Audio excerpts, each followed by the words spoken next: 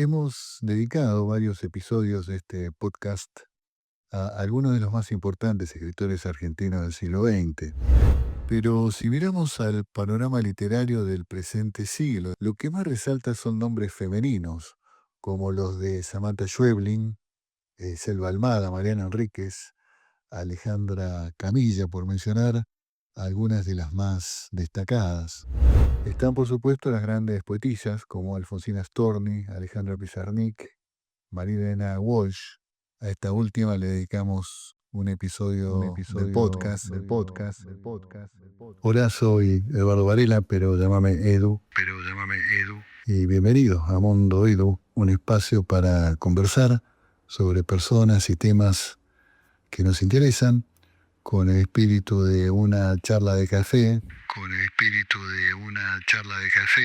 Bueno, un monólogo de café en este caso, pero que quizá se convertirá en charla cuando vos me hagas llegar tus comentarios y opiniones.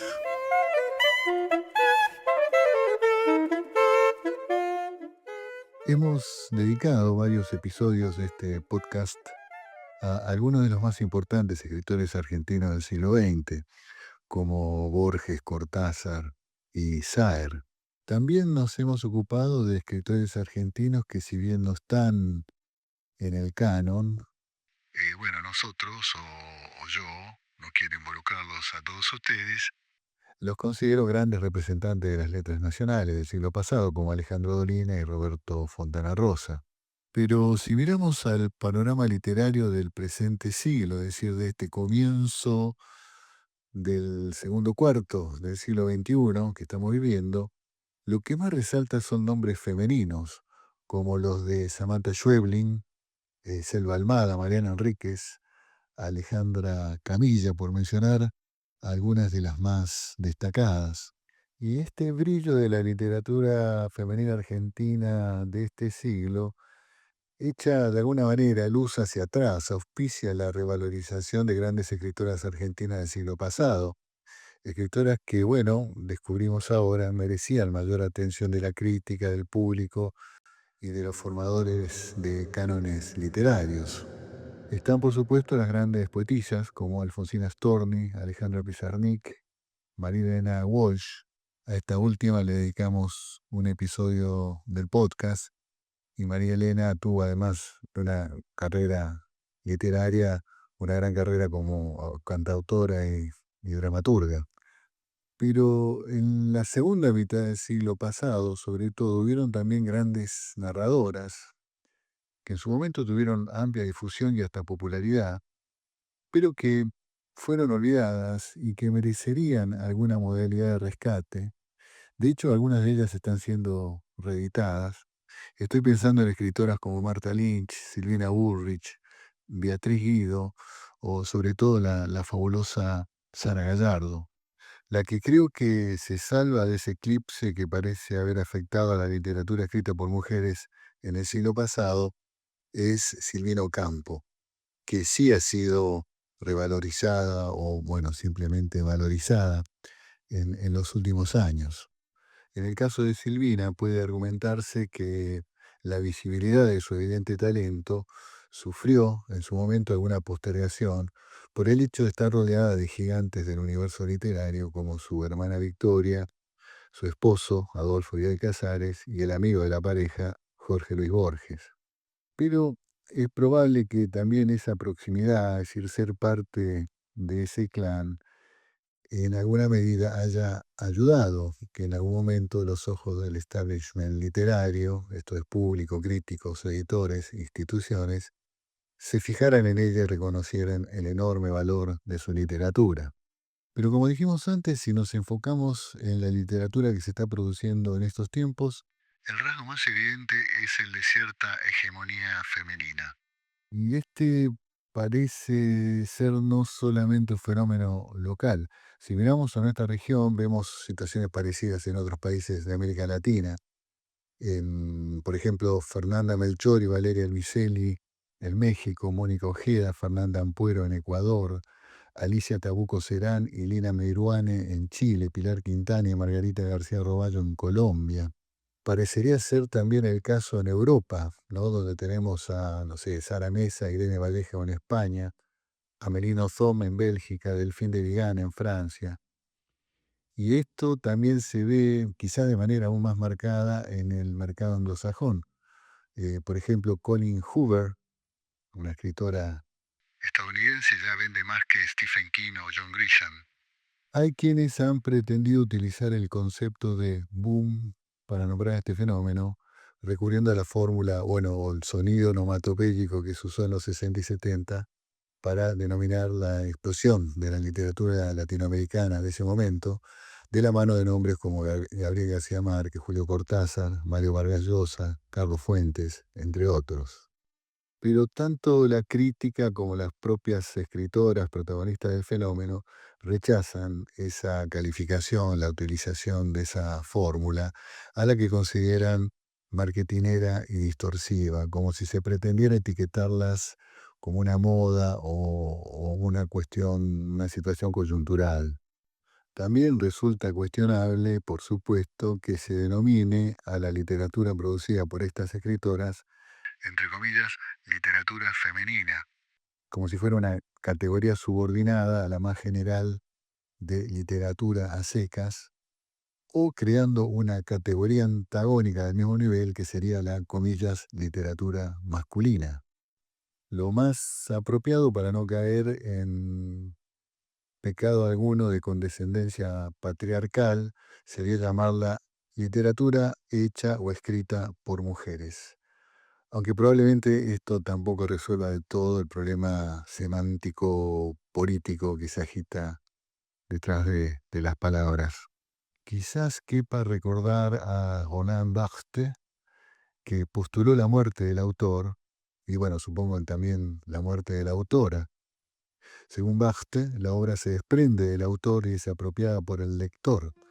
Y de ahí en más ya no tiene género o ni nacionalidad ni raza, más aquella que le asigne, si fuera el caso, el propio lector, si es que el lector lo considera relevante o pertinente.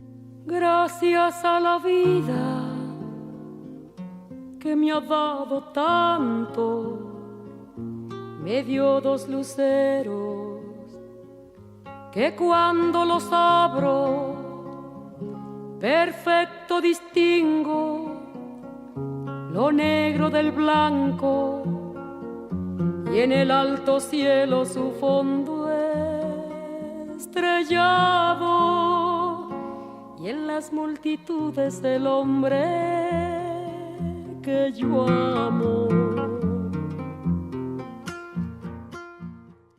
Y bueno, si seguimos abrevando en los simpáticos filósofos franceses del siglo XX, podemos caer en Foucault, Michel Foucault, que define al autor o, bueno, autora como una construcción social, una función del discurso, que sirve para clasificar, agrupar y dar credibilidad a ciertos textos.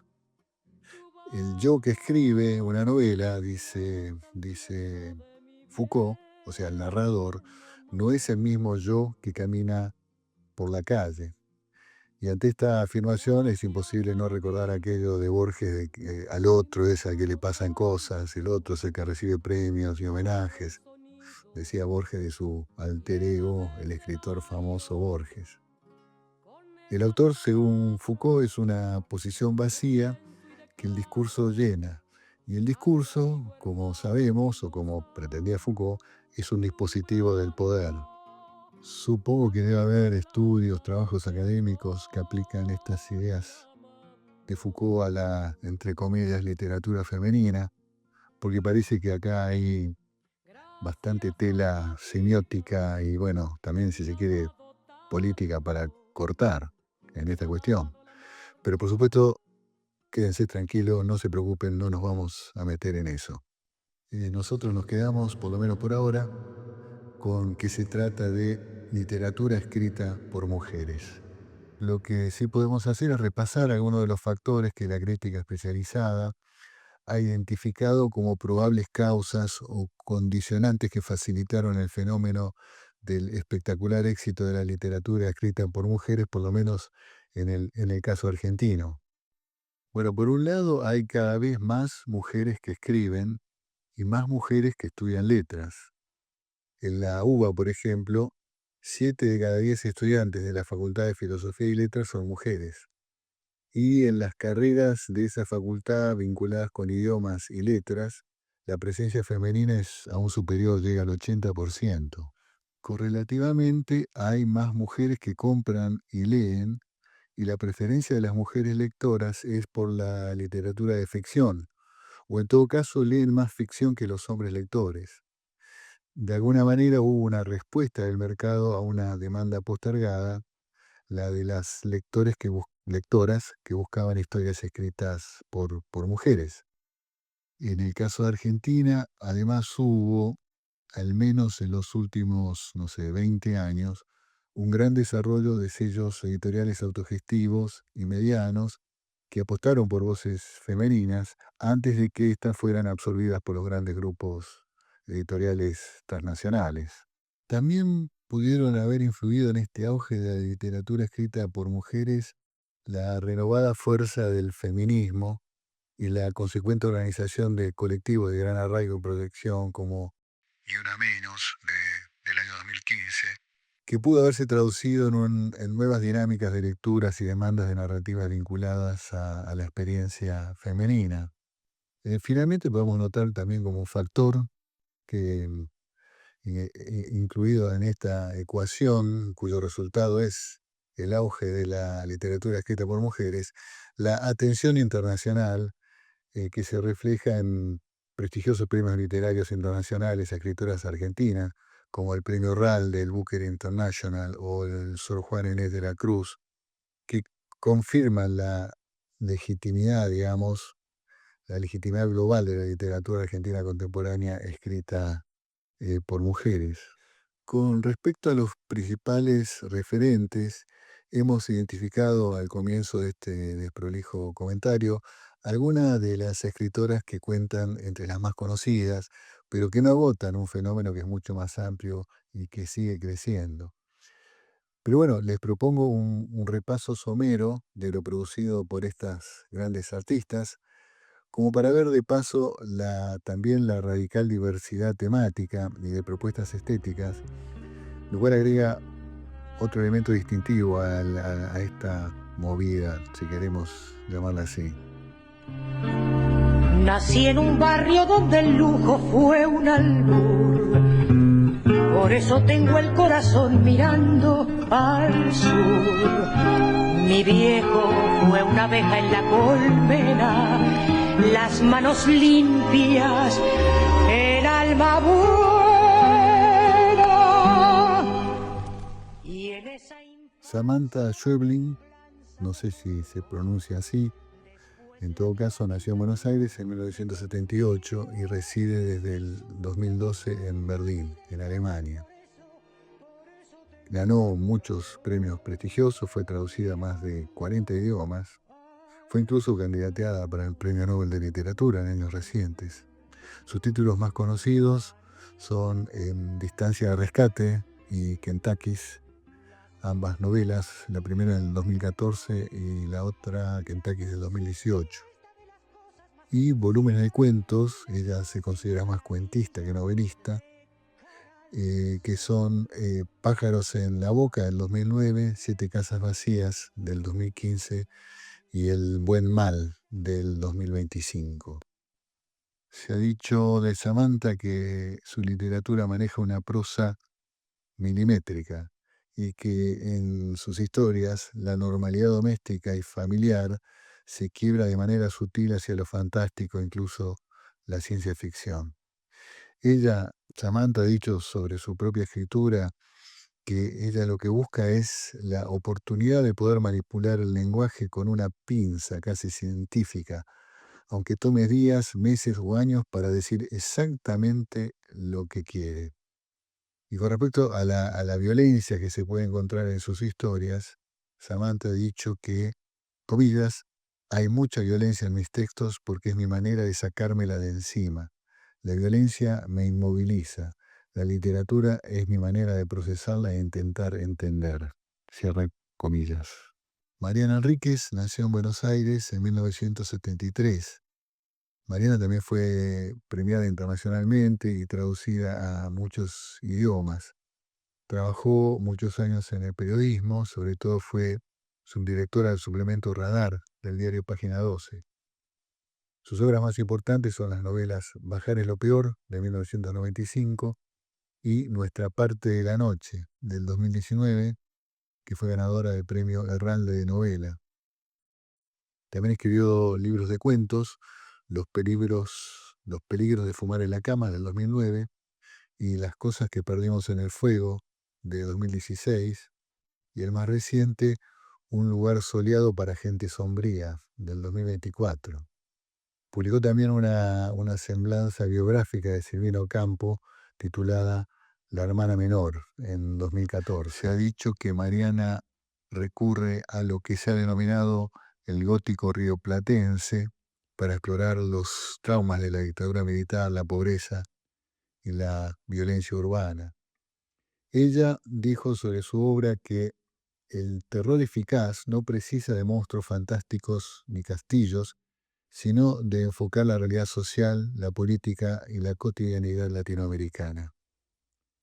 Resume su visión cuando afirma que la literatura de horror ataca mejor allí donde nos sentimos protegidos y que nos permite asomarnos a los abismos sin tener que padecerlos en carne propia. Selva Almada nació en Villa Elisa, Entre Ríos, en 1973, vivió en Paraná y finalmente se instaló en Buenos Aires. Sus títulos más importantes son las novelas Viento que arrasa, del 2012, Ladrilleros, del 2013 y No es un río, del 2020. Viento que arrasa ganó el premio al primer libro del Festival Internacional del Libro de Edimburgo en 2019. También publicó volúmenes de cuentos, Una chica de provincia, del 2007, El desapego es una manera de querernos, del 2015, y una crónica, Chicas muertas, en 2014. La suya es literatura de provincia, es decir, se nutre de la experiencia provinciana, sobre todo de la periferia rural, y narra esa vivencia con crudeza poética, abordando temas como el femicidio y las diversas formas de violencia de género. Selva dijo sobre su obra que a ella no le interesa escribir para dejar un mensaje o bajar línea, sino crear mundos donde la violencia o la injusticia forme parte del entorno de sus personajes. Y reivindica su identidad federal y lo que ocurre en las provincias, como un detalle, lejos de ser detalles menores, son el motor principal de sus historias. Alejandra Camilla nació en Buenos Aires en 1966 e inició su carrera literaria un poco tardíamente, cuando ya tenía 40 años. Lleva publicados 3 volúmenes de cuentos que son 3 joyas. Los títulos de esos libros son Los árboles caídos también son el bosque, de 2015, El sol mueve la sombra de las cosas quietas, del 2020, y La paciencia del agua sobre cada piedra, del 2023. El alto lirismo de su escritura y la influencia oriental, su padre japonés, se percibe ya claramente desde los títulos de sus libros, que son casi, no sé, microrelatos o pequeños poemas. Maneja una técnica minuciosa que ilumina detalles imperceptibles o aparentemente banales, de los que sin embargo derivan historias en las que se imbrican vida cotidiana, vínculos afectivos y muerte. Ella ha dicho sobre su obra que un cuento es un género que crece por despojo. A ella le gusta decir lo menos posible. Si pudiese, dice Alejandra, haría un libro de una sola frase por página. Bueno, como dije antes, ya solo los títulos valen, no sé si un libro, pero sí varias páginas.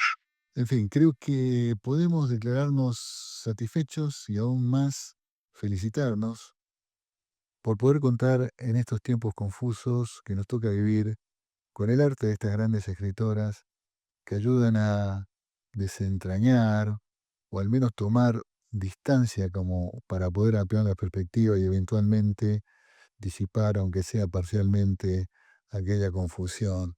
Y en cualquier caso, poder gozar de su enorme talento, gozar, en fin, de buena literatura, sin necesidad de calificación adicional alguna. You keep saying you got something for me, something you call love, but confess you've been a messin' where you shouldn't have been a messin', and now someone else is getting all your best. These boots are made for walking, and that's just what they'll do.